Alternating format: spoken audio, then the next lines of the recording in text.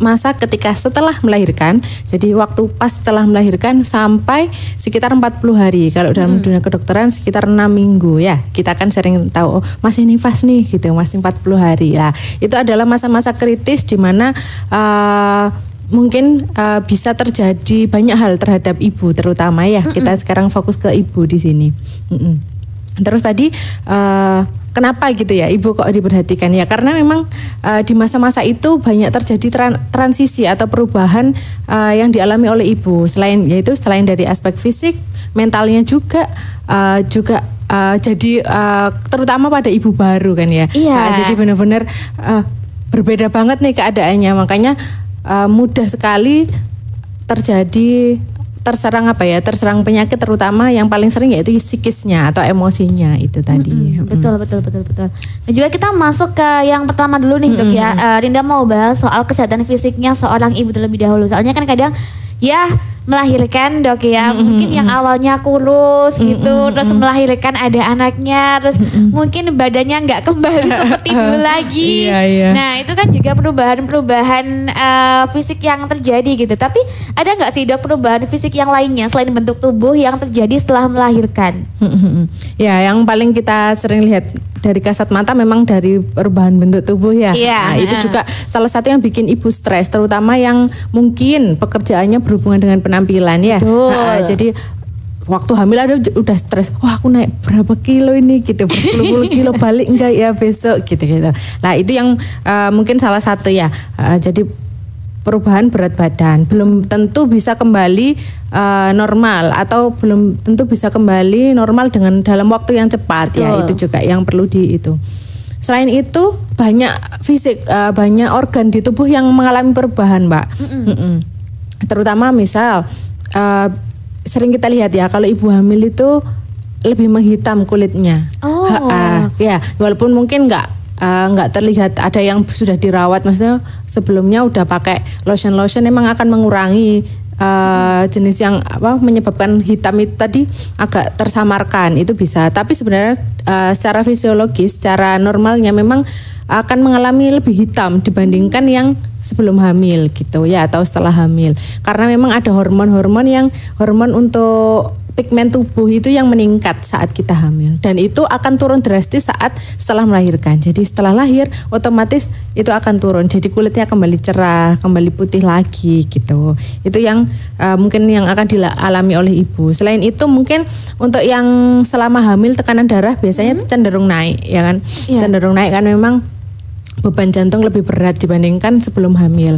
Jadi ada yang hamil itu sampai darahnya tinggi gitu. Ada yang sampai kebablasan tinggi, sampai jadi racun di tubuhnya dia juga bisa. Nanti setelah hamil ada yang bisa kembali, ada yang nggak bisa kembali atau menetap selama berbulan-bulan, bahkan seumur hidupnya dia darahnya tinggi terus, itu bisa. Selain itu dari sistem reproduksi jelas ya, organ-organ reproduksi jelas. Kandungan atau uterusnya sudah nggak seperti dulu lagi ya, sudah pernah melar, walaupun dia bisa kembali ke bentuk semula, cuman tetap tidak akan persis seperti yang sebelum hamil gitu.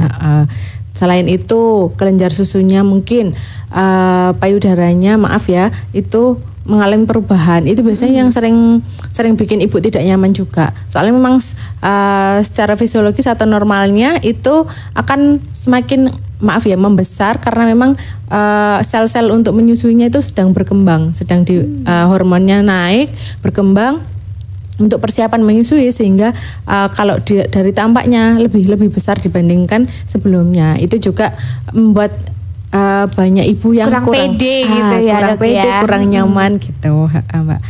Selain itu mungkin dari sistem pencernaan juga bisa juga mengalami perubahan. Jadi selama ada bayi dalam perut kan otomatis akan mengganggu organ yang lain juga kan. Jadi satu ya di dalam. Jadi letaknya itu Mbak dari luar itu kandungan dulu atau tempatnya bayi itu, baru belakangnya itu organ-organ kita. Jadi banyak yang kedesak sehingga menyebabkan yang paling sering itu konstipasi itu susah BAB, sembelit, itu sering buat ibu-ibu.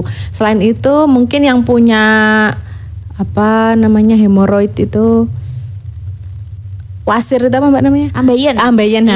Ambeien itu juga biasanya muncul saat hamil karena ada itu tadi tekanan dalam perutnya tinggi sehingga terdorong keluar. Jadi yang sebelum hamil itu punya tapi nggak sampai bergejala ya, maksudnya nggak sampai benjolannya itu keluar, itu bisa saat hamil itu keluar, itu juga bisa. Iya. Berarti banyak ya ini dok ya untuk perubahan fisiknya ternyata nggak cuman dari tubuh aja, tapi organ-organ dalam pun tuh juga ikut berpengaruh ternyata ya. Tapi ada nggak sih dok kayak perbedaan gitu ya ketika ibu yang melahirkan secara normal dan juga secara sesar gitu kan, kayak mungkin di pemulihannya atau apa gitu, gimana dok? Ya benar. Kalau perbedaan yang signifikan memang di pemulihannya aja sih Mbak. Kalau organ-organ yang lain yang mempengaruhi kurang begitu signifikan ya. Yang kalau melahirkan secara normal itu mungkin penyembuhannya akan lebih cepat dibandingkan yang sesar. Karena sesar memang di sobeknya itu lebih besar, itu yang pertama jelas ya, lebih besar dan melewati banyak lapisan perut. Jadi perut kita itu terdiri dari sekitar 9 lapis Mbak. Jadi yang dibuka itu satu, paling luar dulu, habis itu ada sel lemak, ada lagi sampai ketemu janin itu sampai 9 lapis. Bahkan kita jahitnya itu satu-satu. 1, 2, 3. Bayangin dari luar kelihatannya cuma satu yang dijahit, tapi dalamnya itu berlapis-lapis. Makanya itu akan lebih pemulihannya lebih susah dibandingkan lebih lama dibandingkan yang lahir normal. Kalau lahir normal kan apalagi yang untuk ibu-ibu yang lebih elastis ya jalan lahirnya, atau ibu-ibu yang sudah melahirkan lebih dari 1 kali, biasanya lahir normal itu tinggal keluar gitu aja, nggak perlu kita sobek. Jadi kan sudah sering dengar ya ada namanya episiotomi itu, atau disobek saat lahiran itu memang untuk memperlebar jalan lahir. Kalau ada beberapa ibu-ibu itu yang nggak sampai disobek. Kalau nggak sampai disobek, wah cepet banget Mbak, habis keluar penyembuhannya cepet banget karena nggak ada luka. Gitu, Kalau yang sempat disobek itu pun cepet.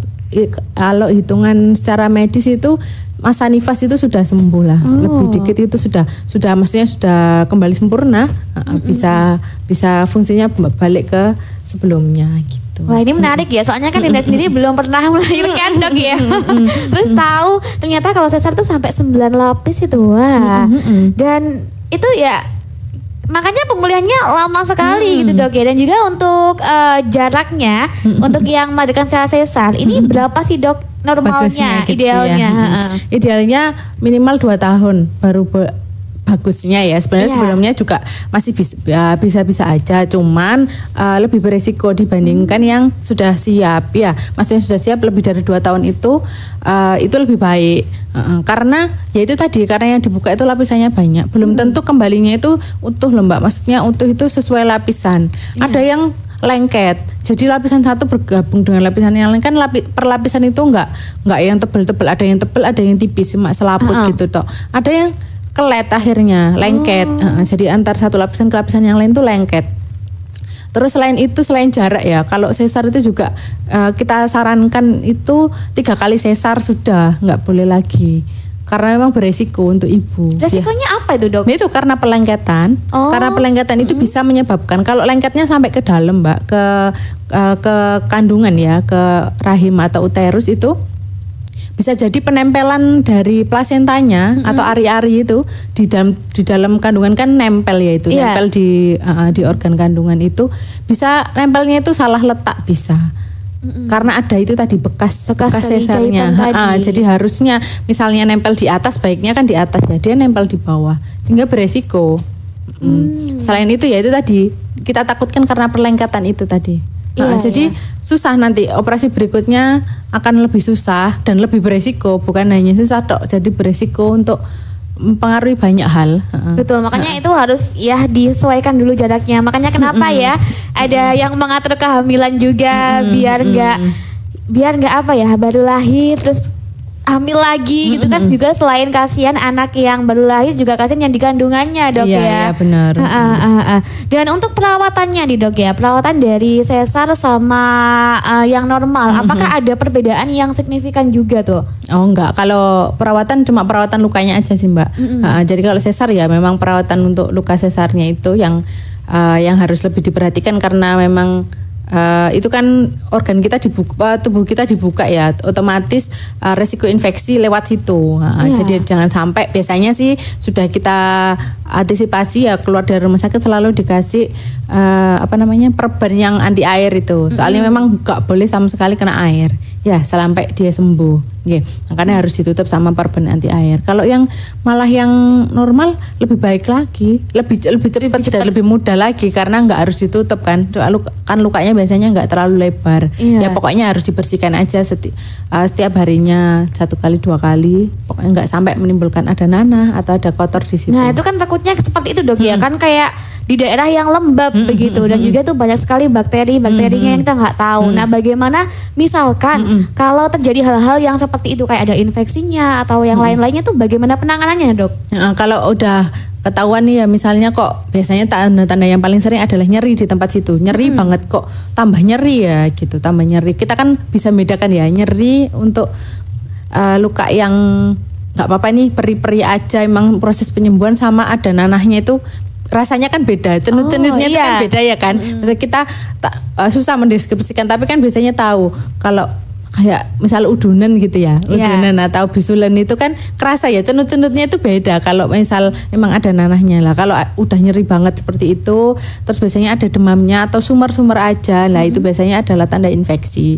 Kalau emang sudah muncul itu kita lihat dulu beneran ada nanahnya atau enggak. Biasanya paling sering soalnya ada nanahnya ya kan, kalau ada infeksi itu ada nanahnya atau enggak. Misal iya, ya segera dibawa balik ke tempat yang tempat lahirkan kemarin agar dibersihkan. Nanti dibersihkan nanahnya atau luka-lukanya itu, kemudian minum antibiotik. Insya Allah bisa membaik kalau belum parah loh ya. Kalau misal parah sampai berat ya mungkin perlu sampai operasi. Operasi itu artinya pembersihan luka itu sampai di ruang operasi karena butuh tempat yang steril. Nah ini kan tadi kan perbedaan antara normal dan juga sesar dok ya. Terus juga banyak banget nih stigma dari orang-orang yang mungkin nggak tahu, yang masih awam dok ya.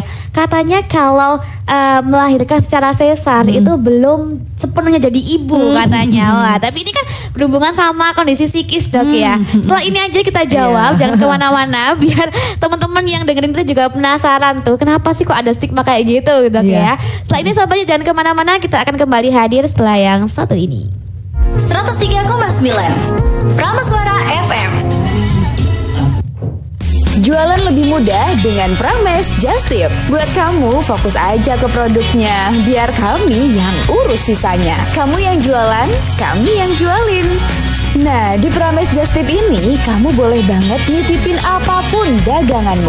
Kita bakalan bantu jualin dengan cara yang kreatif. Buat yang mau langsung aja join lewat WhatsApp di 081230210039. Prames Just Tip, just tipin jualanmu. Udah, gak usah mikirin budgetnya, just tipin dulu aja. Nah, rasanya kayak nanganin kasus-kasus melahirkan gitu-gitu. Lagu baru, cerita baru. Hot Hits hadir setiap hari dengan lagu pilihan Prameswara dan cerita menarik di balik lagu. Dengerin sekarang di 103,9 FM. Kamu bisa nonton juga lewat aplikasi X-Space dan streaming langsung di website kami prameswarafm.com. Sebentar, pastiin kamu update terus lewat Instagram dan TikTok @prameswara1039 untuk informasi terbaru tentang Hot Hits. Hot Hits, lagu baru, cerita baru. Kamu tahu nggak? Rumah Sakit Muhammadiyah Lamongan sekarang tuh punya teknologi canggih loh buat ngatasi batu ginjal. Oh iya? Teknologi apa tuh? Mereka pakai laser thulium holmium. Jadi penanganan batu ginjal bisa tanpa operasi.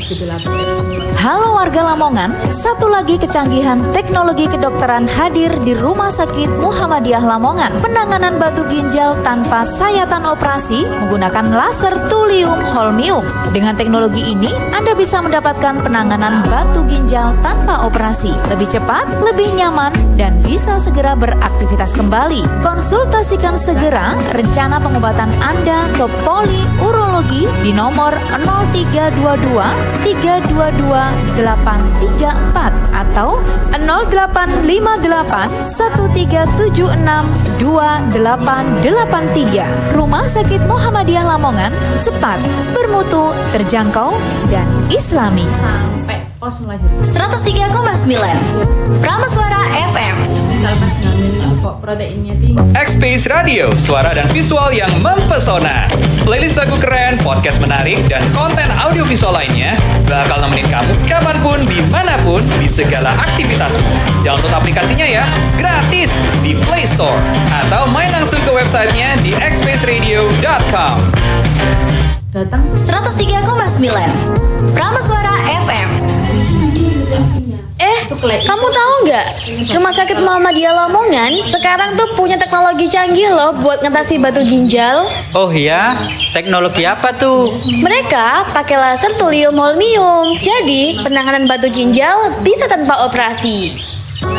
Halo warga Lamongan, satu lagi kecanggihan teknologi kedokteran hadir di Rumah Sakit Muhammadiyah Lamongan. Penanganan batu ginjal tanpa sayatan operasi menggunakan laser thulium holmium. Dengan teknologi ini, Anda bisa mendapatkan penanganan batu ginjal tanpa operasi. Lebih cepat, lebih nyaman, dan bisa segera beraktivitas kembali. Konsultasikan segera rencana pengobatan Anda ke Poliurologi di nomor 0322 322 834 atau 0858 1376 2883. Rumah Sakit Muhammadiyah Lamongan, cepat, bermutu, terjangkau, dan islami.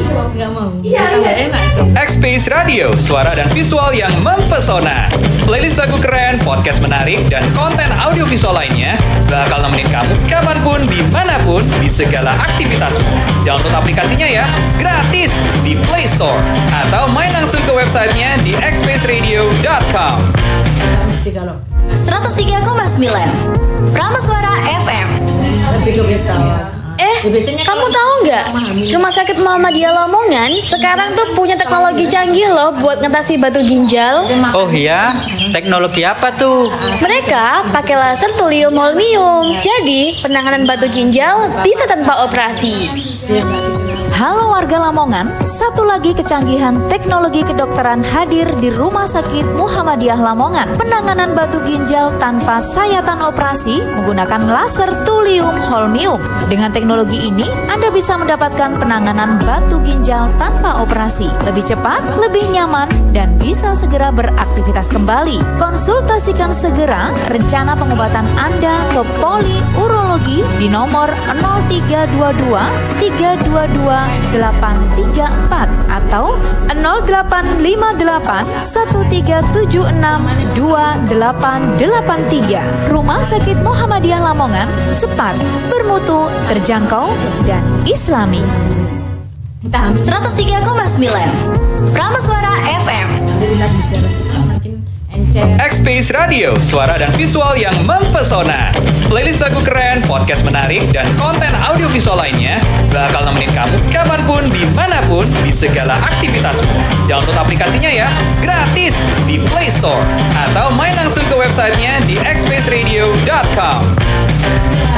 103,9 Prameswara FM. Kamu tahu nggak?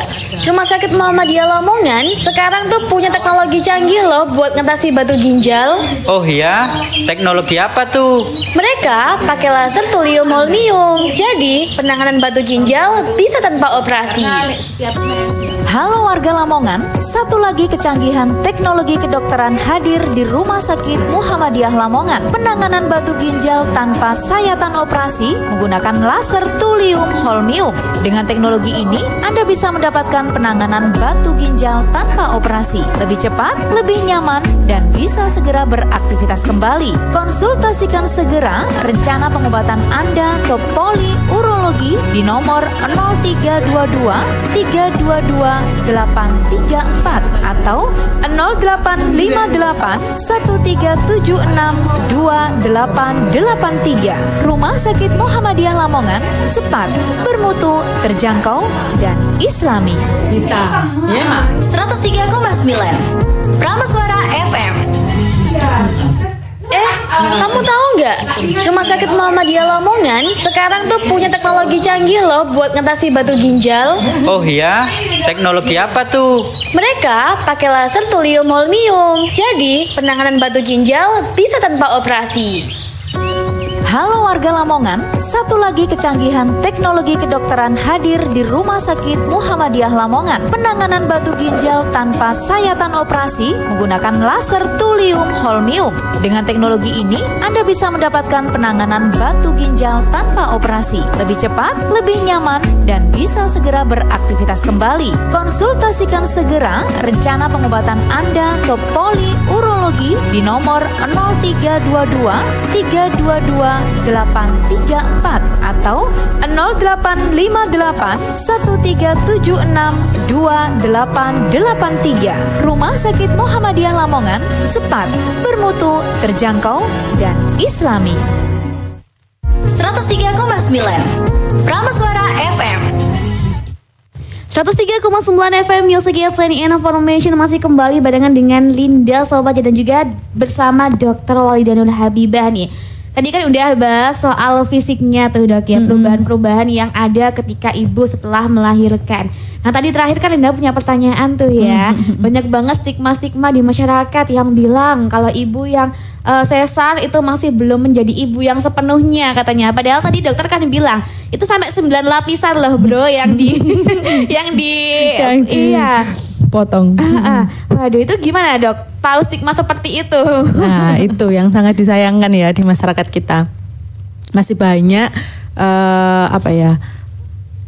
anggapan-anggapan yang kurang pas terhadap ibu gitu. Padahal semuanya sama, semuanya ibu hebat, semuanya ibu yang sudah berjuang untuk anaknya kan ya. Pilihan sesar ataupun enggak itu kan hanya jalan sih sebenarnya. Kan hasil akhirnya tetap akan menjadi ibu gitu ya. Betul. Jadi ibu yang hebat. Jadi ya harusnya kayak gitu itu yang dikurangi karena itu akan sangat mempengaruhi psikis ibu ya yang harus kita jaga, terutama ibu-ibu yang baru melahirkan gitu. Makanya banyak sekarang akhirnya banyak yang banyak yang males bermedia sosial juga kan kalau baru habis lahiran itu karena komen-komen di itu tuh ada aja idenya kalau kita baca apalagi kayak di selebritis gitu ada aja yang di komen itu kan ya. Bener kayak kita tuh nggak ngehal itu tapi mereka yang loh kok ada aja celahnya gitu bener. Dan kondisi seperti itu yang membuat ibu tuh jadi baby blues benar. Nah baby blues ini seperti apa sih Dok kalau kita definisikan gitu ya? Jadi gini Mbak, memang salah satu yang mengalami perubahan selain fisik ya itu psikis memang setelah lahir ya, setelah lahiran maksudnya setelah melahirkan itu psikisnya. Karena memang secara alami hormon di tubuhnya itu sedang mengalami perubahan. Kita kan sebenarnya mood kita itu fluktuatif, maksudnya naik turun, kadang sedih, kadang bahagia itu kan karena hormon yang ada di tubuh kita ya. Benar. Contoh kalau kita menstruasi, kita jadi uring-uringan, kita gampang emosi dan lain-lain. Memang hormon kita sedang mengalami perubahan gitu. Lah, apalagi setelah hamil, perubahannya itu sangat drastis. Jadi kalau selama kita hamil, itu hormon estrogen, progesteron tuh naik di level tertinggi memang. Lah, segitu terus habis lahiran tiba-tiba hilang lah. Ganti hormon yang untuk menyusui ya ada hormon oksitosin, prolaktin dan lain-lain ya itu yang naik. Lah karena perubahan hormon ini sendiri harusnya ibu tanpa dipicu oleh omongan-omongan dari luar itu tadi itu udah moodnya itu udah nggak bagus, udah sensitif macam-macam pikirannya. Kalau dalam tahapan psikologis ada tahapan psikologis ibu hamil itu memang ada 3 tahapan. Di 1 sampai 2 hari awal itu ibu memang akan cenderung memikirkan dirinya sendiri dan memikirkan sakitnya. Ya Allah aku ternyata habis operasi ya misal sesar ya. Habis akhirnya sakit banget. Butuh cerita kemana-mana tentang perasaannya sendiri, memikirkan dirinya sendiri sakit banget ya Allah ternyata gini ya, ternyata perubahan saya gini-gini. Itu ada memang secara keilmuan seperti itu 1 sampai 2 hari awal. 2 sampai 3 terus setelahnya hari ketiga sampai sekitar 1 minggu itu ada fase ibu mulai memikirkan saya bisa nggak ya ngerawat bayi saya, ketakutan itu mulai muncul. Saya bisa nggak ya jadi ibu. Nah, itu kan psikis lagi ya, iya benar. Saya bisa menyusui nggak ya, apalagi ibu baru ya. Saya nanti bisa nggak ya caranya? Saya begadang kuat nggak ya dan lain-lain itu muncul. Nah kemudian setelah 1 minggu sampai di sekitar 5 minggu atau 6 minggu ya di masa nifas itu mulai baru let it go ibu, let it go. Jadi ibu mulai mulai bisa menerima keadaannya. Oh ya, saya ibu baru, saya atau ibu dengan anak yang baru gitu ya. Saya harus merawat dan lain-lain. Akhirnya baru bisa itu. Itu yang kalau tahapannya benar ya, tanpa dipengaruhi ada emosi-emosi yang lain ya. Iya. Nah, tapi sekarang yang seperti Mbak Rinda tanyakan, ada penyakit yang namanya baby blues ya. Kalau baby blues itu masih tergolong normal ya, karena hanya belum sampai jadi yang lebih berat dibanding itu. Soalnya ada tahapan-tahapan sampai dia gangguan jiwanya berat. Jadi kalau yang awal memang di fase awal yang saya jelaskan tadi itu sering terjadi baby blues, terutama yang ditambah beban yang dari luar ya. Misalnya suaminya kurang perhatian, omongan dari orang, "Lu kok nggak dibedong?" atau "Lu kok nggak kamu iniin?" gitu-gitu. Kan cara merawat kita nggak sama ya. Apalagi sekarang kan banyak metode baru. Mungkin orang tua kita, mertua kita, tetangga-tetangga kita kurang ngerti yang terbaru, terus kita mempraktekkan, wah omongannya udah gak karuan, harusnya gini, kamu sih gini lah. Betul, dan kadang terjadi kayak bertengkar sama orang tua kita sendiri dok ya. Bertengkar sama itu, tambah itu sudah merasakan sakitnya belum sembuh dan lain-lain ya. Mungkin kemarin lahirannya gak lancar aja, misalnya perlu apa gitu yang lebih berat ya, misalnya operasinya harus sampai 2 kali atau apa dan lain, kan banyak ya problemnya waktu melahirkan. Nah, apalagi ditambah seperti itu, wah tambah berat lagi. Jadi baby blues biasanya ibunya akan sering murung, marah, bahkan ada yang nggak suka sama bayinya, nggak mau merawat bayinya, nangis terus dan lain-lain. Nah itu kalau masih cuma seperti itu namanya baby blues. Jadi akan hilang sendiri sekitar 2-3 hari di fase-fase awal itu tadi ya. 2-3 hari akan hilang sendiri. Kalau mulai hilang sendiri, mulai sadar, oh iya aku ini ibu dan lain-lain tadi yang seperti yang saya jelaskan, akan hilang. Ada yang lebih berat Mbak dari itu, namanya depresi postpartum. Oh iya, pernah dengar itu dok, saya dok, postpartum depression itu. Itu apa bedanya sama baby blues itu dok? Kalau baby blues itu masih yang kayak gitu dok, cuma emosi yang istilahnya emosi yang lagi labil gitu ya, nggak stabil. Kemudian kalau sampai depresi itu sampai ada tanda-tanda depresi. Sakit depresi itu kan ada 3 tanda besar ya. Namanya anhedonia. Anhedonia itu sudah tidak suka dengan hobinya. Jadi mau alas ngapa-ngapain. Pokoknya nggak tertarik nih sama apapun yang menyenangkan selama ini, dia tuh nggak tertarik. Awalnya suka baca buku, wes nggak mau baca buku. Awalnya suka jalan-jalan, nggak suka jalan-jalan. Itu namanya anhedonia. Kemudian yang kedua ada anergia. Anergia itu tidak punya energi. Jadi sukanya tidur, tidak lemah, lesus, malas ngapa-ngapain, nggak ada tenaga. Kemudian yang terakhir itu ingin mengakhiri hidup. Itu yang paling berat. Ya, jadi kalau ada muncul gejala 3 ini, selain yang moodnya itu tadi, terus ditambah 3 ini, sudah masuk ke fase depresi. Kalau bisa dibilang depresi berarti kalau dia sudah bertahan, gejalanya bertahan lebih dari 3 hari itu tadi, lebih dari 1 minggu bisa, yang paling berat. Ya, itu sudah muncul sampai depresi postpartum namanya. Itu sangat, kalau udah sampai segitu ya harus minum obat, mau nggak mau. Harus butuh bantuan profesional juga. Butuh bantuan ya, profesional. Ya. Tapi kan di Indonesia nih dok ya, hal-hal seperti itu tuh masih dianggap kayak wala lebay, wala alay gitu kan ya. Kayak apa sih gitu kan. Benar. Nah, gimana sih dok caranya tuh ya biar orang-orang tuh aware kalau misalkan hal ini tuh bukan sesuatu yang sepele gitu. Ini tuh penting dan juga harus jadi kewaspadaan kita semua. Ya kalau ngomong mesti orang harus gimana itu emang gak susah ya Mbak ya. Kita harus memberi edukasi. Yang jelas sih yang dia harus teredukasi. Jadi harus tahu nih kalau ada namanya penyakit kayak gini nih, ini bukan lebay, ini bukan dibuat-buat, tapi ini memang secara alami itu ada. Memang tubuhnya sedang mengalami seperti itu. Itu harus dipahamkan sih.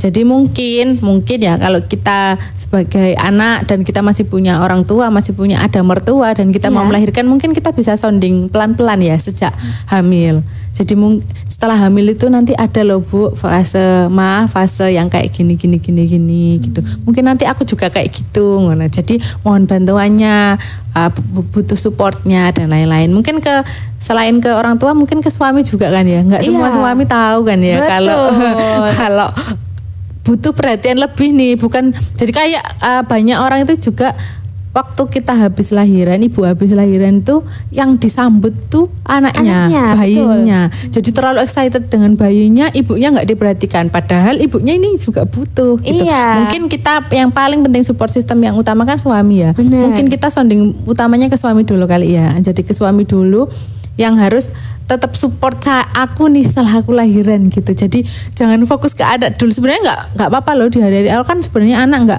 nggak harus langsung butuh kedekatan sama ibunya sama itu yang benar-benar harus ada terus 24 jam kan nggak harus juga toh awal-awal. Jadi mungkin kita sehatkan dulu nih mental ibunya. Jadi ibunya dulu yang disenengin. Mungkin kemarin selama hamil nggak mau makan mie instan lah katakanlah ya. Setelah melahirkan kasihlah dulu biar seneng dulu ya self reward dulu. Itu patut untuk self reward daripada kita yang dikit-dikit self reward gitu. Ya kan dok ya. Iya benar kan. Lebih penting buat ibu itu. Jadi mungkin kita sebagai orang luar yang kalau lihat teman kita atau saudara kita yang lahiran, mungkin kita mulai sekarang itu mulai merubah mungkin ya. Kalau kita jenguk bayi yang baru lahir itu mungkin kita juga perlu bawa hadiah untuk ibunya. Jadi bukan untuk bayinya aja mungkin ya. Ada hadiah mungkin voucher pijat gitu mungkin ya. Ringan-ringan kayak itu sepele. Mungkin voucher untuk nyalon gitu kan masih mungkin ya. Kayak gitu atau baju baru, daster baru gitu mungkin seneng ibunya ya. Kayak gitu-gitu support seperti itu mungkin yang dibutuhkan oleh ibu setelah lahiran. Karena memang kalau ibunya bahagia ya dok ya itu pasti akan mempengaruhi ke hal-hal yang lainnya. Dia lebih bisa menerima keadaannya. Terus juga nanti berpengaruh ke ASI-nya yang lancar. Jadi dia kan nggak kepikiran yang aneh-aneh tuh ya. Dan juga tadi Rinda nge-highlight tuh ya katanya dokter bahwa suami tuh memang harusnya jadi garda terdepan dalam hal support system ketika setelah melahirkan gitu. Dan ini suami juga sepertinya harus belajar ya dok ya, ikut belajar ketika istrinya mengandung ya harus tahu nih tahapannya apa gitu. Nah kalau yang Linda lihat di sekitar dok ya kayak sering banget kalau misalkan Linda di puskesmas gitu ibu-ibunya kontrol sendiri gitu. Terus bahkan yang lebih parah tuh dok, Linda tuh punya tetangga ya. Habis melahirkan sesar, dia ngangkat jemuran dok yang masih basah kayak, aduh bojomu nanti mbak. Iya. Jadi hal itu yang memang butuh kerjasama agar fisik, gak cuma fisik sih dok, apa psikisnya ibu tadi tuh juga ngerasa sehat. Jadi peran pasangan tuh juga penting banget dan pengaruhnya ya ke ASI itu tadi ya dok ya. Karena bener. ASI kan penting banget gitu. Dan ngomongin soal ASI ya dok ya. ASI itu keluarnya tuh otomatis ketika si bayi udah lahir atau gimana tuh dok? Bener mbak, otomatis. Jadi yang seperti yang aku sebutkan tadi ya. Jadi hormon-hormon di tubuh itu akan otomatis setelah lahir bahkan sebelum lahir biasanya persiapan menuju lahir itu ada yang udah keluar tuh air susunya. Soalnya karena hormon yang memproduksi ASI itu sudah mulai muncul. Secara alami memang sudah mulai muncul. Jadi memang itu alami, dia tanpa kita picu apapun dia akan muncul. Tapi deres atau endaknya itu bisa dipicu dengan sedotan bayi. Jadi menghisapan bayi lah. Hisapan bayi itu juga penting. Makanya kenapa harus sering disusukan biar ada hisapan bayi sehingga hisapan itu memberi sinyal ke tubuh kalau ini diperlukan, akhirnya semakin banyak dia keluar gitu. Tapi kenapa dok ya ada kayak kasus-kasus yang mungkin ASInya nggak keluar gitu, bahkan ada yang baru lahir tuh anaknya terus dikasih susu formula karena susu ibunya tuh nggak muncul atau nggak keluar gitu, karena apa faktornya dok? Sebenarnya gini mbak, kalau kita ya kalau kita itu memang keluar kadang itu ada proses nggak keluar langsung gitu loh, jadi perlu proses, jadi nunggu beberapa hari. Tapi kalau kita di rumah sakit selalu bilang sama ibu pasti keluar bu, pasti keluar. Itu soalnya harus diyakinkan juga dalam tubuhnya, soal kan berhubungan ya psikis sama itu. Semakin ibu stres nggak keluar itu bisa jadi nggak keluar beneran karena ibu stres. Afirmasi ya dok ya. Afirmasi kalau sekarang ya mbak ya, butuh afirmasi positif. Saya bisa, ketahuan kayak Gen Z banget akhirnya dok ya. Iya gitu. Jadi butuh afirmasi juga. Jadi ibu jangan mudah menyerah. Itu yang selalu kita tekankan di ibu-ibu yang habis melahirkan. Jangan mudah menyerah dan harus sabar. Memang harus kita susukan terus walaupun ketok enggak keluar. Mungkin setetes dua tetes. Emang kebutuhan bayi itu enggak banyak saat lahir loh. Hanya beberapa mili. Ketok kok enggak keluar. Ya cuma segitu yang dibutuhkan bayinya ibu gitu. Jadi ibu harus rajin untuk menyusukan ke anaknya. Terus harus disusukan terus biar itu tadi hisapan bayi itu yang bisa memicu untuk produksinya lebih sama dibantu mungkin nutrisi. Soalnya kan ASI itu tetap dari nutrisi ibu. Kalau emang ibunya kurang nutrisi, maksudnya maaf ya, mungkin berhari-hari proses melahirkan itu nggak doyan maem dan lain-lain kan nutrisinya kurang. Lah itu perlu dipicu, ibunya harus makan banyak yang bergizi, nggak hanya banyak ya harus yang bergizi. Betul. Sayur, semua sayur, nggak harus daun katuk. Kalau sekarang kan daun katuk biar lancar, iya itu bisa ada efek memang, tapi semua sayur itu sama, semua tetap akan ada efek ya karena dia nutrisi. Yang penting ibunya ini ada nutrisinya, jadi gak boleh tarak, makan semuanya, sayur semuanya dimakan, buah dimakan, karbohidrat semuanya makan, protein dimakan, biar ibunya ini nutrisinya penuh, akhirnya ASI-nya bisa lancar. Mungkin ditambah dengan obat-obat pelancar ASI boleh, itu kan isinya sama tuh, itu kan ekstrak. Mungkin ekstrak daun katuk atau ekstrak apa gitu ya yang dijadikan seperti kapsul akhirnya diminum. Sama itu kan nutrisi tapi mungkin dalam posisi dipadatkan, dimampatkan gitu bentuknya ya. Lain bentuknya gitu lain. Kalau kita makan kan yang real gitu ya. Yang itu hanya dalam bentuk yang lain gitu. Itu ditambah-tambah dan harus rajin terus. Jangan mudah menyerah langsung dikasih sufor. Itu kami sangat tidak sarankan ya untuk nggak keluar tak bantu sufor, jangan. Kalau udah dibantu sufor nanti kan intensitas menyusuinya akan berkurang. Jadi ya tambah seret, akhirnya tambah seret, akhirnya nggak tambah keluar. Jadi harus kita rangsang terus. Kan kalau bayi minumnya sekitar 2 jam sekali harus dibangunkan, disusukan lagi. Kalau kata dokter anak kami itu pokoknya kalau keluar segitu ya berarti bayimu tuh butuhnya segitu. Jadi ditelateni aja, nanti semakin hari akan semakin banyak. Kecuali ya memang ada kondisi khusus yang benar-benar memang ada sakit nih ibunya yang nggak bisa keluar, yang benar-benar dokter yang mengatakan oh iya memang nggak bisa keluar dan harus dibantu oleh sufor, itu beda lagi. Kalau ibunya sehat dan menurut dokter tetap bisa, harus tetap berusaha. Iya. Soalnya mesti kita lihat sekarang aja loh, hampir semuanya kan tetap bisa ya, tetap bisa kalau sabar dan telaten, nggak boleh nyerah dulu, nggak boleh marah lah. Kadang itu dipicu itu lagi dari orang sekitar, akhirnya psikisnya terganggu. Gitu. Kamu sih nggak bisa menyusui gitu, nggak bisa gini-gini. Kadang itu hanya salah itunya loh, bayinya. Salah posisi bayinya.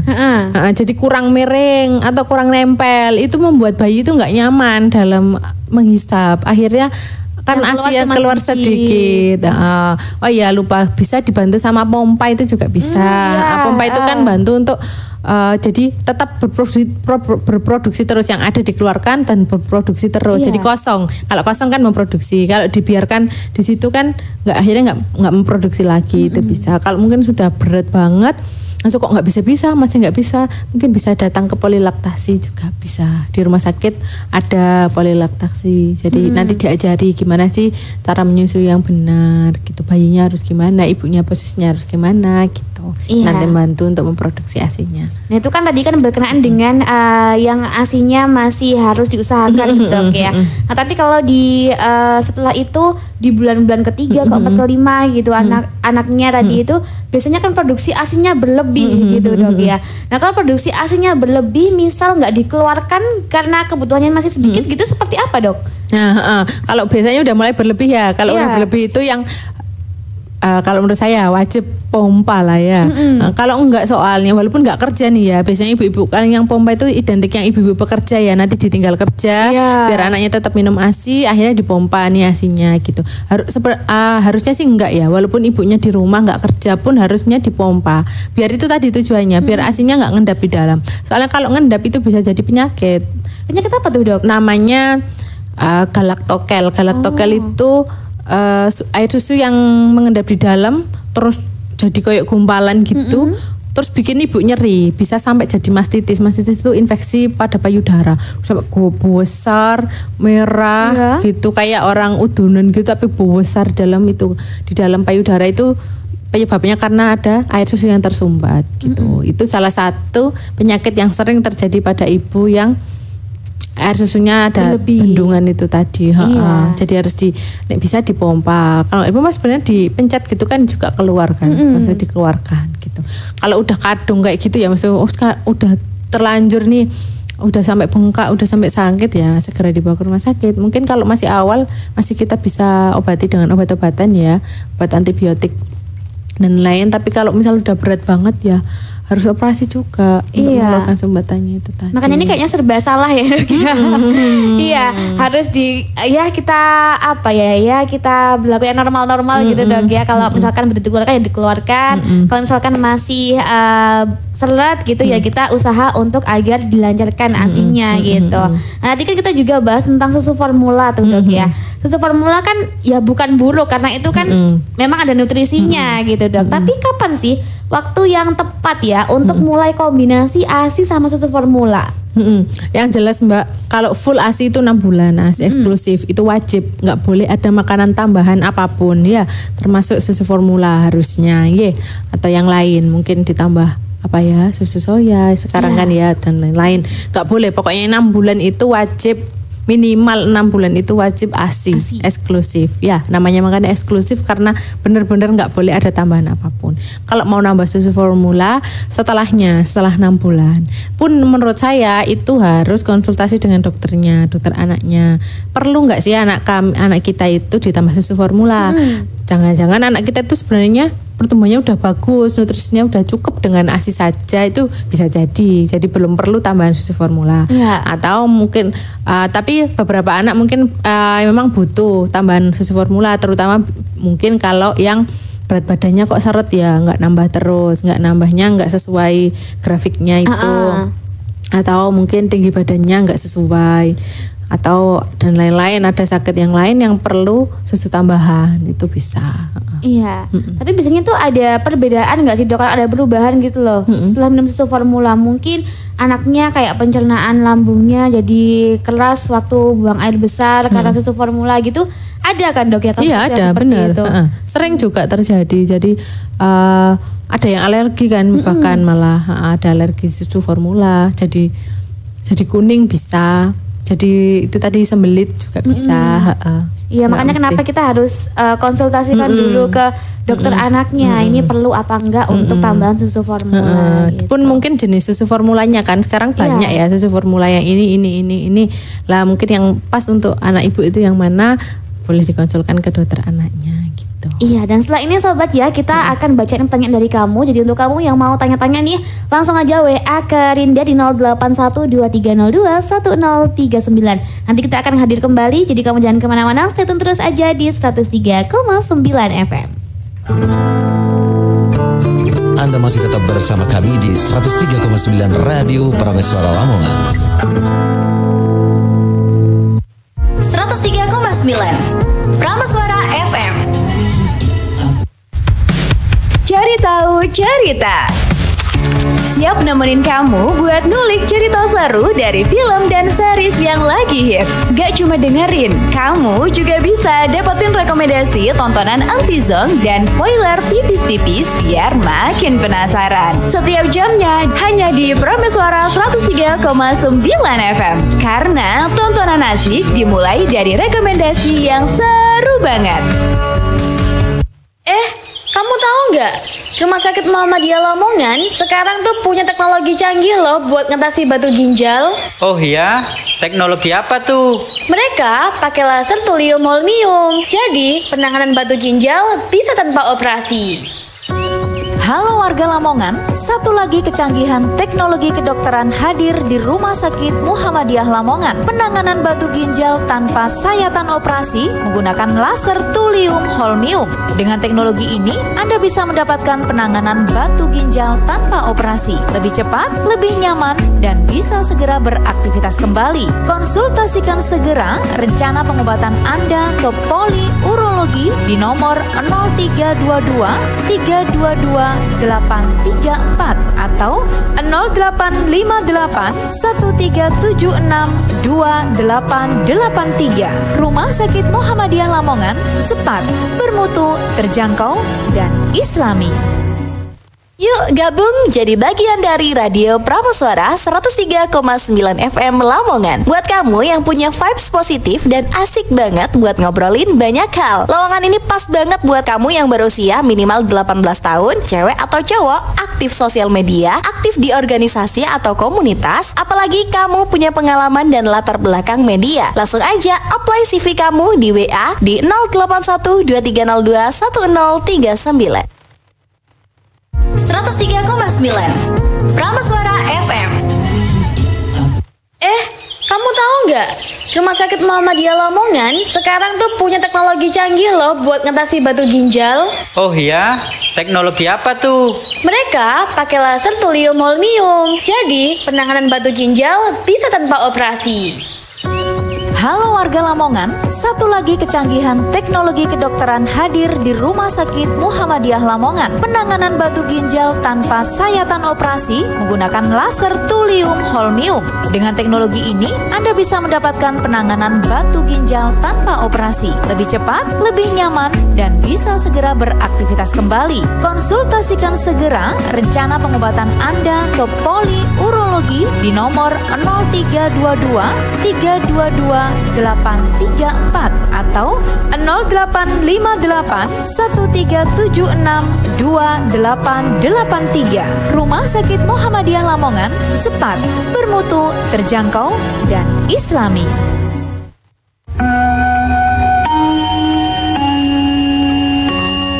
Pintu teater 1 telah dibuka.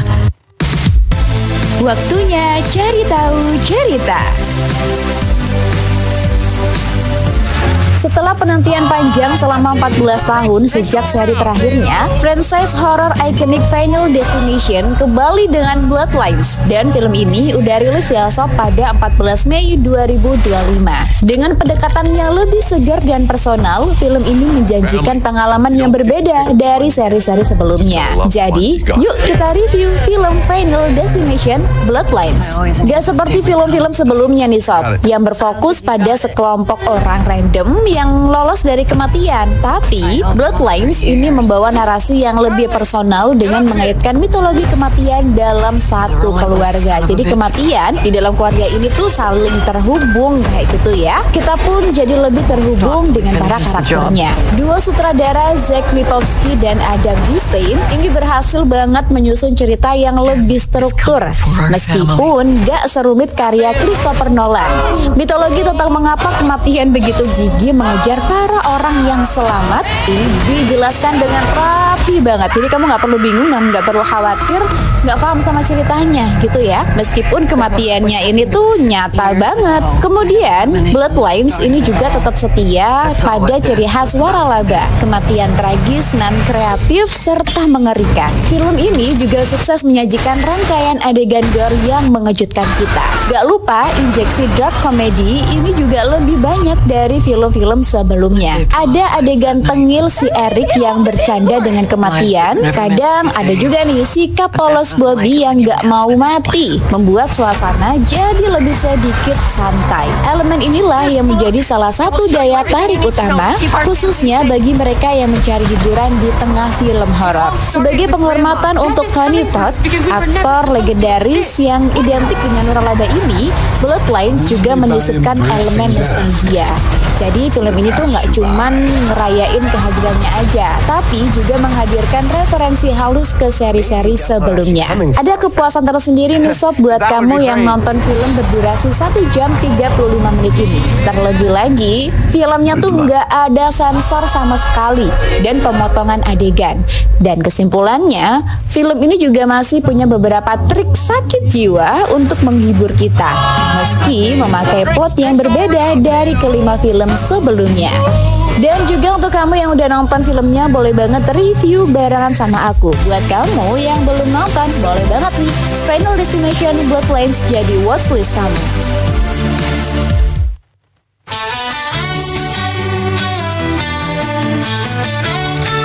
Spektrum Radio Jatim, sudut pandang berbeda, memperkaya wawasan. Disiarkan serentak di 87 radio anggota PRSSNI Jawa Timur. Dinas Pendidikan Provinsi Jawa Timur resmi menetapkan jadwal sistem penerimaan murid baru atau SPMB 2025 jenjang sekolah menengah atas atau SMA dan sekolah menengah kejuruan atau SMK negeri. Jadwal SPMB 2025 tersebut diterapkan di seluruh jalur masuk SMA dan SMK. Seperti diketahui, SPMB merupakan sistem baru yang menggantikan skema penerimaan peserta didik baru atau PBDB. Berdasarkan Peraturan Mendikdasmen Nomor 3 Tahun 2025 tentang SPMB, terdapat 4 jalur penerimaan yang disediakan, yakni jalur domisili, afirmasi, prestasi, dan mutasi. Bulan Juni telah memasuki pra-pendaftaran dan beberapa tahapan berikutnya. Namun, masih banyak orang tua ataupun siswa SMP kelas akhir bingung tentang tata caranya.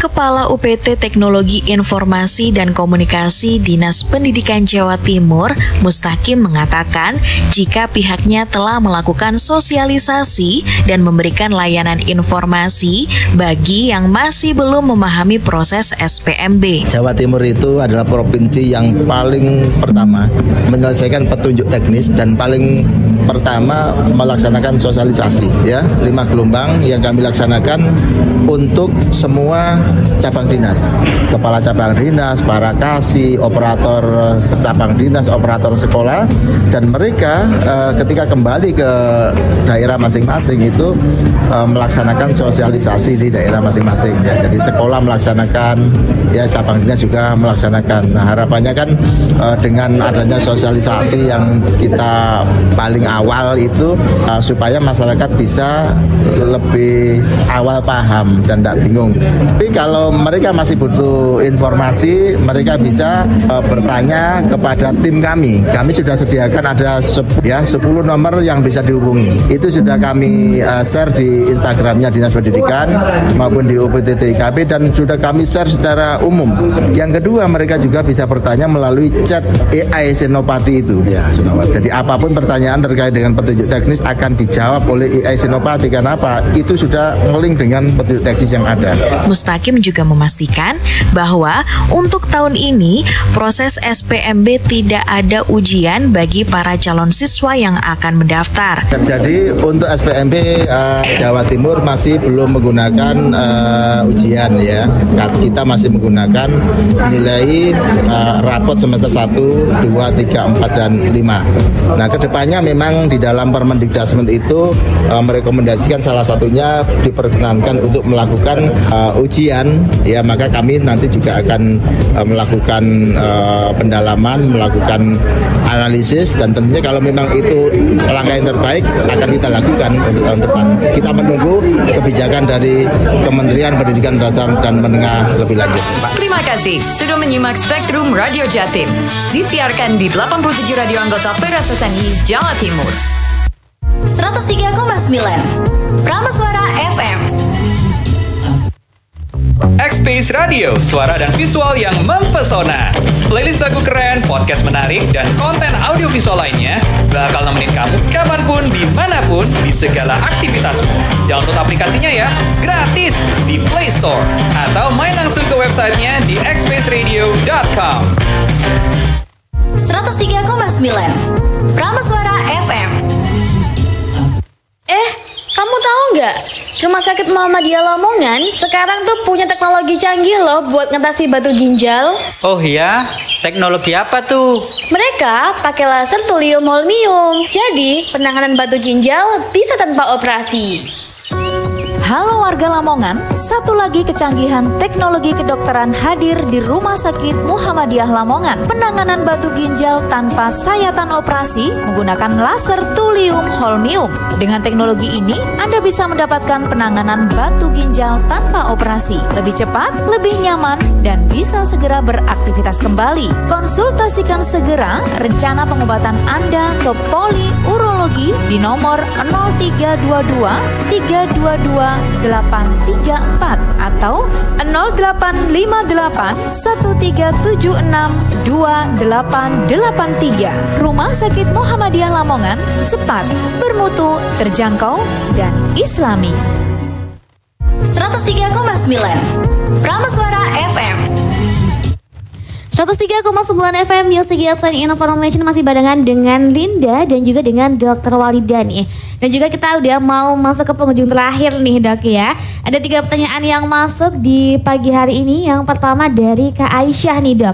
Yang tanya, saya sering dengar kalau menyusui itu bikin berat badan turun lebih cepat. Tapi kok rasanya saya malah makin lapar terus ya? Itu normal nggak dok? Gitu katanya. Ya normal banget lah. Kan kita lagi ngasih makan 2 orang gitu kan, diri sendiri sama bayi kita gitu. Nah, jadi memang menyusui itu bisa menurunkan berat badan, tapi itu kalau memang yang kita konsumsi itu nggak berlebihan. Tapi kalau kita maamnya masih banyak, biasanya ibu menyusui itu udah nggak hitung-hitung soalnya makannya. Habis makan nanti 3 jam lagi makan lagi, apalagi habis pompa mesti makan lagi, gitu-gitu kan. Nah itu sebenarnya kalori yang dibutuhkan oleh tubuh itu kan berlebih. Aslinya itu berlebih, cuman kita ngerasa lapar Mas Yan, karena ya biasanya yang kita konsumsi kan emang banyak kandungan karbohidrat ya atau gula. Karbohidrat atau gula kalau dimakan dalam tubuh itu lebih menyebabkan prosesnya panjang, kayak menyebabkan insulinnya naik dan lain-lain, sehingga menyebabkan cepat lapar, rasa cepat lapar. Jadi sebenarnya cepat lapar itu belum tentu tubuh kita butuh makan sebenarnya. Tapi memang rasanya aja yang lapar. Lah biasanya setiap sinyal lapar itu datang, ibu menyusui itu sembarang lah maamnya gitu. Makan nasi bisa sampai 5 kali sehari ya kan, atau makan mie gitu ya, makan makanan yang berat gitu. Padahal harusnya kalau misal mau berat badannya tetap nggak terlalu naik ya, atau stay lah minimal itu, maamnya memang harus tetap, ya memang harus makan banyak, cuman banyakin protein, sayur sama buah aja. Iya, bukan karbohidratnya gitu. Ya gitu ya Kak Aisyah ya, jadi boleh makan tapi lebih dijaga untuk nutrisinya aja, dialihkan ke protein, sayur, ataupun kalau mau karbohidrat ya karbohidrat yang kompleks ya dok ya. Terus juga ada pertanyaan nih dok dari Kak Vita yang bilang gini, kadang saya merasa jadi ibu tuh capek banget, tapi kalau curhat suka dibilang lebay. Gimana ya cara supaya tetap semangat dan gak ngerasa sendirian gitu? Iya memang itu banyak dialami oleh ibu-ibu sekarang ya. Jadi gini, kalau kita bahasa Jawa yang gak omongannya uang gak ono entek kan ya. Jadi kita sendiri yang harus mengatur diri kita sendiri. Memang kita di dunia ini dalam masalah apapun kita nggak boleh, kita nggak bisa mengatur orang lain, kita nggak bisa mengontrol orang lain. Yang kita bisa kontrol adalah diri kita sendiri. Kita udah tahu kalau memang orang-orang itu hanya ngomong seenaknya sendiri ya, pun kita sebenarnya kita nggak ngerti loh, jangan-jangan kita juga melakukan itu ke orang lain. Iya, tanpa sadar ya. Tanpa sadar. Jadi kadang orang itu basa-basi, yang kita anggap serius dan kita jadi sedih karena omongannya itu bisa jadi itu basa-basi, cuma pengen buka obrolan aja tapi nggak ngerti ngobrol apa. Yang paling sering orang itu ngobrol itu ya udah jadi kayak template, kayak misalnya Lebaran ditanya udah nikah belum, itu kan sebenarnya template ya kan. Sebenarnya orang itu belum tentu loh orang itu jahat dan pengen tahu, pengen tanya, kepo dan lain-lain, itu sebenarnya enggak, pengen ngobrol sama kita, cuma template-nya orang kalau Lebaran itu ngomong gitu, ikut ngomong gitu, bisa jadi ya. Jadi pun terhadap ibu yang habis melahirkan, mungkin orang itu sebenarnya pengen buka obrolan aja sama kita, jadi ngobrolin tentang lo anaknya kok kurus, atau anaknya kok gini gitu ya. Itu template aja, orang-orang soalnya sering ngomongin itu, yang ditanya paling sering itu, jadi dia ikut-ikut aja. Jadi ya gitu, kita nggak boleh bergantung sama orang lain, kita harus bisa meyakinkan diri kita sendiri. Kita tetap ibu yang baik kok. Emang kita niat apa jelek buat anak kita, enggak kan? Kita kan tetap kita kan tetap memberikan yang terbaik buat anak kita, walaupun hasilnya nggak sempurna, karena memang kita manusia, nggak ada yang sempurna. Nah itu yang harus kita camkan pada diri kita sendiri ya. Kalau kita tuh sudah melakukan yang terbaik kok, terserah orang mau ngomong apa, yang penting yang tahu tuh saya. Mereka kan cuma tahu luarnya aja. Mereka nggak tahu saya begadang tiap malam. Mereka nggak tahu saya bikin MPASI sesusah apa, anak saya tetap nggak mau makan, itu kan orang nggak ngerti lah. Jadi yakinkan diri sendiri. Mungkin yang paling penting ya ngomong sama suami itu tadi sebagai support system yang utama ya. Kalau jadikan diri kita itu sudah cukup sama suami kita aja lah, yang kalau suami kita udah muji kita, tetap bangga sama kita dan lain-lain, ya udah cukup, nggak perlu dari orang lain ya. Berarti bahkan dari suami pun ya, mungkin suaminya nggak bisa diharapkan, dari diri sendiri. Kamu tuh hebat loh, gini-gini itu sudah cukup. Ya, jadi mungkin kita harus belajar dalam hal apapun, mungkin nggak hanya cuma ibu baru ya, dalam apapun kita itu cukup diri kita, nggak perlu validasi dari orang lain. Betul gitu. Ya, itu jadi pentingnya merasa cukup dengan diri kita sendiri itu Dok ya. Itu jadi kunci banget biar kita nggak mudah untuk kepengaruh omongannya orang lain, karena memang mereka ya cuma tahu luarnya aja, yang menjalani kan ya kita sendiri. Nah kayak orang-orang sekarang kan bilangnya wong liya ngerti apa gitu kan Dok ya. Harus gitu pokoknya. Betul. Dan yang terakhir nih Dok ya, sebelum kita menutup jumpa di pagi hari ini, ada Kak Wilda juga yang tanya, katanya bayi saya sering bangun malam, jadi saya kurang tidur. Tidur pun cuma 2 sampai dengan 3 jam aja sehari. Apa ada tips dari dokter supaya badan tetap kuat dan gak gampang sakit? Gimana tuh Dok? Ya, jadi gini, memang wajar ya di bulan-bulan pertama ibu akan sering begadang kan. Memang kita harus menyusui juga kan 2 jam sekali ya. Mungkin kalau tipsnya ya makan itu tadi, makan nutrisi yang kita masukkan dalam tubuh kita itu jangan asal kenyang. Jadi walaupun kita sebagai ibu yang menyusui boleh makan apapun, tapi harus tetap perhatikan nutrisi. Itu yang saya lihat kebanyakan itu yos ngawur, pokoknya saya makan kenyang udah. Padahal kita itu kayak orang diet loh, kayak orang diet kan maamnya selalu protein,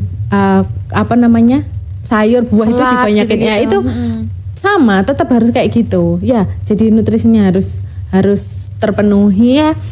Terus kemudian mungkin perlu tambahan vitamin ya, yang disarankan oleh dokter kandungannya, bisa tetap dilanjut ya agar tubuhnya tetap fit. Betul. Terus di sela-sela menyusui kan mungkin bayi kan tetap ada tidurnya ya malamnya ya, misal sejam 2 jam, usahakan kita tetap ikut tidur.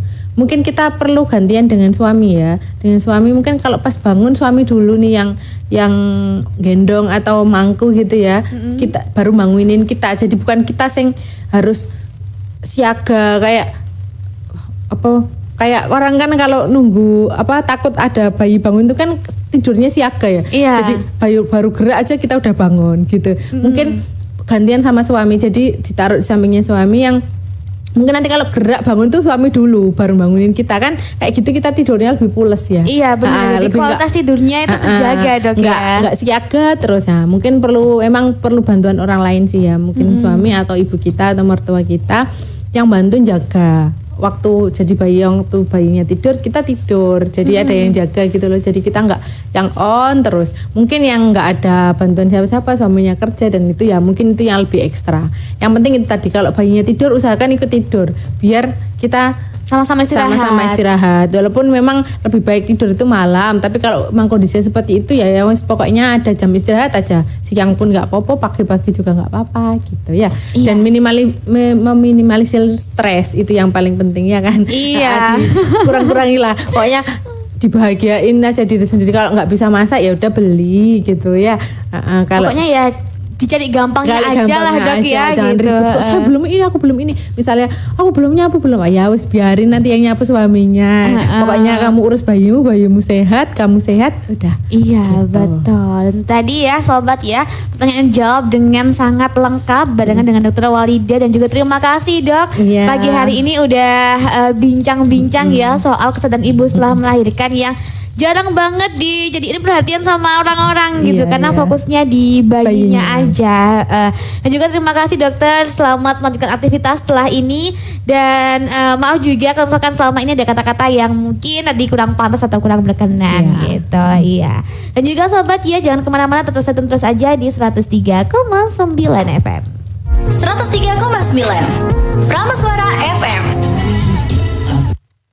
Jualan lebih mudah dengan Prames Just Tip. Buat kamu, fokus aja ke produknya. Biar kami yang urus sisanya. Kamu yang jualan, kami yang jualin. Nah, di Prames Just Tip ini, kamu boleh banget nitipin apapun daganganmu. Kita bakalan bantu jualin dengan cara yang kreatif. Buat yang mau, langsung aja join lewat WhatsApp di 081230210039. Prames Just Tip, just tipin jualanmu. Udah, gak usah mikirin budgetnya. Just tipin dulu aja.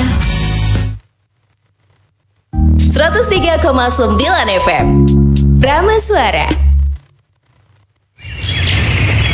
Hai, saya Dio Miyoko. Saya senang banget ngabisin waktu main di luar bareng keluarga. Kakak, tenda udah siap. Let's go, kita ke air terjun. Oke, Pak. Yeay! Banyak yang tanya, kenapa sih senang banget ajak anak eksplor alam? Padahal dekat sama kotor, kuman, dan panas. Karena saya sudah siapkan perlindungan terbaiknya. Saya percayakan pada Nuvo Family Body Wash. Pak, kakak tangkap katak. Lihat deh, tapi jadi kotor, Pak. It's okay. Kalau kakak mandi pakai Nuvo Family, perlindungannya 2 steps ahead. Bisa lebih cepat bunuh kuman saat kakak mandi dan selalu melindungi kulit kita setelah mandi. Plus, punya formula triple antibakterial, perlindungannya 24/7. Yuk mandi pakai Nuvo. Mulai sekarang, gak ada alasan takut ajak anak main di luar. Yuk ajak anak main di luar, percayakan pada Nuvo Family yang melindungi. Nuvo Family, 2 steps ahead, perlindungan menyeluruh 24/7. 103,9 FM Prama Suara. Aku Viva, aku Viva. Ada kejutan di tutup botol. Aku Viva, ada hadiah tak terduga untuk semuanya. Ada mobil, emas, HP, dan uang miliaran. Aku Viva, murni sehat alami. Aku Viva, aku Viva. Ada kejutan di tutup botol. Aku Viva, ada hadiah tak terduga untuk semuanya. Ada mobil, emas, HP, dan uang miliaran. Aku Viva, murni sehat alami. Prama Suara 103,9 FM. Hari ini panas banget ya. Tapi seru kan? Iya. Serius deh, dari tadi gerah keringetan kamu masih wangi aja. Iya dong, aku pakai Softclean Liquid Hijab Cool. Tetap wangi, fresh all day. Pantesan. Putri mana ya? Belum datang? Itu dia.